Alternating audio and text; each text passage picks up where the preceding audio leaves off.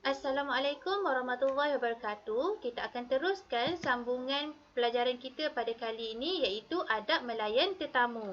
Pada minggu lepas kita dah belajar adab melayan tetamu dari segi pengertian tetamu, adab melayan tetamu dan juga faedah beradab ketika melayan tetamu. Tapi untuk minggu ni kita akan sambung dua lagi topik iaitu akibat tidak beradab ketika melayan tetamu dan juga apakah hikmah kedatangan tetamu ke rumah kita. Macam biasa, buku yang kita akan gunakan ialah buku Akhlak Islamiah tahun 3. Apakah hasil pelajaran yang antum akan dapat dalam tajuk kali ini? Yang pertama, antum akan mengetahui apakah akibat tidak beradab ketika melayan tetamu dan juga antum akan mengetahui apakah hikmah kedatangan tetamu ke rumah kita. Jadi, mari kita lihat apakah akibat tidak beradab ketika melayan tetamu. Yang pertama akan memutuskan silaturahim. Contohnya, apabila kita tidak melayan tetamu dengan baik, akan menyebabkan tetamu berasa kecewa dan tidak mahu datang ke rumah kita lagi. Jadi, hal ini sekaligus akan menyebabkan hubungan kita dengan tetamu menjadi renggang. Dan seterusnya, akibat yang kedua ialah susah mendapat rezeki. Seperti antum tahu, sebenarnya tetamu ni adalah pembawa rezeki. Jadi, bila tetamu tak datang ke rumah kita, hal ini akan menyebabkan kita susah untuk mendapat rezeki. Yang ketiga, akan menjatuhkan imej diri, masyarakat dan negara. Okey, apabila kita tidak melayan tetamu dengan baik, masyarakat ni terutama jiran kita akan memandang serong atau berfikiran tidak baik kepada kita. Hal ini akan menyebabkan imej diri kita, imej masyarakat dan negara jatuh. Seterusnya, dipinggirkan oleh masyarakat.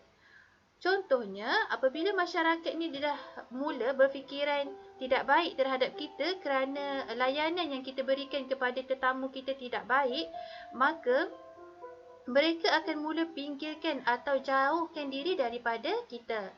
Seterusnya, susah untuk meminta pertolongan. Apabila hubungan kita dengan jiran ataupun tetamu kita tidak baik, maka susah untuk kita meminta pertolongan. Dan yang keenam, akan dimurkai Allah. Dan yang ketujuh, tetamu akan berasa dirinya dihina dan tidak dihormati. Jadi, kita hendaklah memastikan hubungan kita dengan tetamu sentiasa baik dan juga saling menghormati antara satu sama lain. Seterusnya, mari kita lihat pula apakah hikmah kedatangan tetamu ke rumah kita. Hikmah kedatangan tetamu yang pertama ialah mendatangkan rezeki yang melimpah ruah. Kenapa? Bila tetamu datang ke rumah kita akan mendatangkan rezeki yang melimpah ruah. Sebenarnya tetamu ni adalah pembawa rezeki. Rasulullah SAW ni pernah bersabda, apabila tetamu masuk ke rumah, maka dia masuk dengan rezekinya. Dan jika keluar, dia membawa pengampunan dosa orang rumah itu. Jadi betapa bagusnya kita melayan tetamu ni kerana tetamu akan mendatangkan rezeki yang melimpah ruah kepada kita. Dan seterusnya, hikmah yang kedua ialah rumah yang selesa walaupun sederhana. Dan yang ketiga, menguatkan kesatuan umat Islam. Maksudnya, apabila tetamu datang ke rumah kita, sekaligus dapat mengeratkan lagi hubungan silaturahim antara kita dengan tetamu kita. Dan yang keempat, dicontohi oleh masyarakat. Apabila masyarakat melihat layanan kita terhadap tetamu dengan baik, jadi akan memberi contoh untuk masyarakat ikut apa yang kita buat. Dan yang seterusnya, yang kelima, akan diberkati dan disukai oleh Allah Subhanahu Wa Taala. Kenapa? Sebab Rasulullah SAW ni pernah bersabda, sesiapa yang beriman kepada Allah dan hari kemudian, maka hendaklah ia memuliakan tetamunya. Daripada hadis ni kita dapat lihat betapa pentingnya adab melayan tetamu. Allah amat suka orang yang melayan tetamunya. Maka selesailah sudah pelajaran kita pada kali ini, iaitu adab melayan tetamu. Sekarang ni Mukadimah nak antum buat latihan muka surat 21 hingga muka surat 24. Pada muka surat 21 ni, latihan 1, apa yang dia nak antum buat ialah tulis betul atau salah pada adab melayan tetamu di bawah ini. Okey, yang pertama, menjemput tetamu masuk ke ruang tamu, betul atau salah? Jawapannya betul. Dan yang kedua, tidak perlu memberi hidangan kepada tetamu, betul ke salah? Salah. Dan yang ketiga, menyuruh tetamu pulang jika ibu bapa tiada di rumah, betul ke salah? Salah. Yang keempat, menyambut tetamu dengan muka yang bengis, betul ke salah? Salah. Yang kelima, tetamu ialah orang yang datang menziarahi rumah kita, betul ke salah? Betul. Dan yang keenam, menyuruh tetamu pulang jika duduk terlalu lama, betul ke salah? Salah. Yang ketujuh, iringi tetamu ke muka pintu semasa tetamu hendak pulang, betul ke salah? Betul. Dan yang ke-8, bercakap dengan bahasa yang kasar, betul ke salah? Salah. Kita lihat pula pada muka surat yang ke-22, apa yang dia nak antum buat ialah suaikan pernyataan di bawah berkenaan adab melayan tetamu. Jadi dia nak antum suaikan. Okey, kita lihat yang pertama. Menyambut kedatangan mereka dengan gembira. Dan yang kedua, memberi layanan dengan baik. Yang ketiga, menunjukkan kemesraan dengan muka yang manis. Yang keempat, bertutur kata dengan sopan. Dan yang kelima, berpakaian bersih, menutup aurat.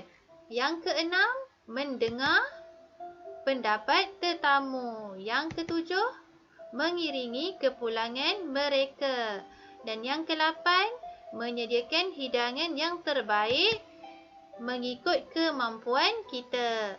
Kita lihat pula pada 23. Okey, pada muka surat 23 ni, dia nak isi tempat kosong dengan jawapan yang telah disediakan. Okey, dekat bawah ni dia dah bagi jawapan dan antum isi pada tempat kosong. Okey, yang kita baca sama-sama. Tetamu ialah orang yang ke rumah kita. Apakah jawapan dia? Datang menziarahi. Okey, tetamu ialah orang yang datang menziarah ke rumah kita. Kita perlulah menyambut kedatangan tetamu dengan apa? Tempat kosong, kerana tetamu apa? Tempat kosong terhadap kita. Apakah jawapannya? Ya, sebaik-baiknya dengan mengambil berat. Maksudnya, kita perlulah menyambut kedatangan tetamu dengan sebaik-baiknya kerana tetamu mengambil berat terhadap kita. Kita lihat pula untuk yang seterusnya, tidak kiralah sama ada kita mengenalinya ataupun tidak, mereka tetap dikira tetamu dan kita harus apa dengan baik. Ya, kita harus melayannya dengan baik. Kita juga akan menjadi tetamu apabila menziarahi apa tempat kosong atau rakan kita. Jawapannya, sanak saudara. Maksudnya, kita juga akan menjadi tetamu apabila menziarahi sanak saudara atau rakan kita. Adat ziarah menziarahi adalah sebahagian daripada apa? Bermasyarakat. Ya, hidup. Adat ziarah menziarahi adalah sebahagian daripada hidup bermasyarakat. Kita lihat pula untuk muka surat yang 24.